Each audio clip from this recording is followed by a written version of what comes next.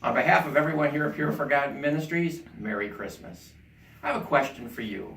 Do you ever get angry at the effects of sin that you see on the lives of the people around you, especially young people? You should. You know, when's the last time that you heard a message calling young people and or the youth leaders over them to live a life that was pure for God, to live a holy and a pure life? No hype, no show, just a call to live pure for God. Our culture so desperately needs that, and that's the heart of Pure for God. Sadly, this message of living a pure and holy life has become both unwelcome and unpopular in our culture, in our media, but even more sadly within the church and in youth programs. And this should irritate you if you are a person who seeks after God. I think about all the skeletons that have come out of the closet recently in public figures and religious figures and stuff like that, and it's all past sins and things that they have hidden. But this shouldn't surprise us because we've taken the message of living a holy and transparent life, and that message has been dying in the church for years. So we shouldn't be surprised when our leaders fall. And this is hurting young people and destroying the church. It should upset you. It should make you irritated within your soul. Are you a person now who can allow that righteous anger to turn into action?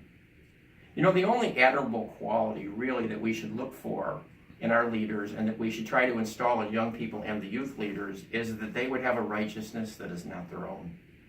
Because you see, when a young person or a youth leader gets this and they live in a righteousness that's not their own, they stand out like a bright red breastplate in a morally gray culture. That's the breastplate of righteousness.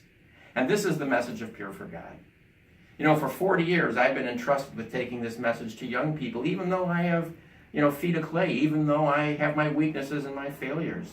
I believe that we have been called to confirm the gospel and to defend the gospel and to take that message out to young people and youth leaders and also give them the distinctive of living pure through the power of God. Pure for God is growing. We've gone from 3 staff members to 10 in this last year. We got Joel and Jody, a young couple coming here full-time from England to help us do this. We've got a staff that's growing. We've got myself going to Germany and working with a leader over there with university students. We're going back to swim and working with youth ministers and training. All these things are developing to help us to get the message out.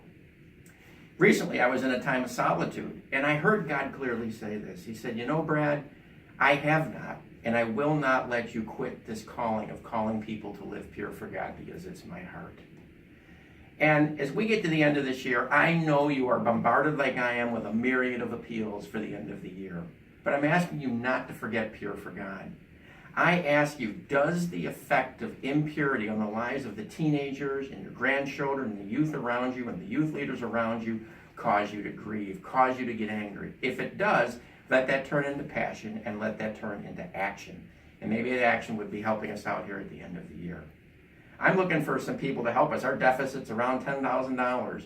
I'm looking for substantial gifts, some in size, maybe that's you. But for some, substantial may mean an act of obedience, that you'll say, God, I'll give what you tell me to give, and then listen. Or for some of you, it might be substantial for you to go back and recall the time when somebody came and spoke to you at a pivotal point in your life and called you to God, and God spoke to you through that person. Don't you want people going out calling young people, youth leaders like you were called to live pure for God? So I'm asking you to pray. Get angry at the impurity you see in young people and youth leaders around us, and let's do something about it. You can support us very simply. You can go to our website, which is Pure for God. Just click on donate. You can go to our Facebook page. You can send it through the mail if you want. It's just simply Box 965, Cape Vincent, New York, 13618. Again, I ask you, when is the last time you heard a clear, passionate call to young people and your youth leaders to live a pure and holy life, to live pure for God? Let's do something about this together. And again, on behalf of Pure for God, my family, we wish you a great Christmas and a Happy New Year.